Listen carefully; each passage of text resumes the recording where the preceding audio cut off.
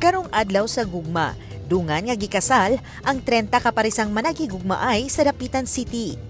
Luyo sa kakusog sa ulan, padayon gihapon ang kasalan sulod sa simbahan sa St. James Parish diin mitindog nga mga ninong ug ninang sa mga kinasal sila Mayor Seth Frederick Halushos, Vice Mayor Al C., City Administrator Amalo Monroyo ug uban pang mga opisyal sa syudad.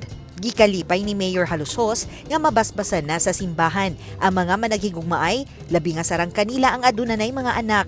It's very important for every couple na sacred ang ilahang vows, ang ilahang pagkasal, o umaapaw o bumabaha na pod ang pagmamahal ng ating mga newlyweds.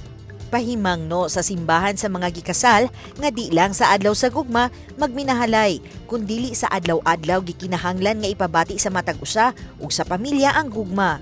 Every day is a day of love. Every day is a day of self-giving of love. Malipayon ang mag-live-in partner nga Ricky o Jocelyn nga makasal na sila human ang 13 ka tuig nilang panag-ipon. Duha na ang ilang mga anak. Busa nagpasalamat sila nga lakip sila sa mga parisan nga gikasal ning tuig. Excited. Malipayon. Lipayon nga dayon na gid kasal.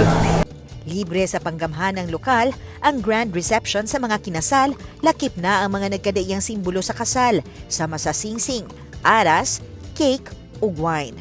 Dinah Jestro, Newsline Philippines, Province of Zamboanga del Norte. Stay safe.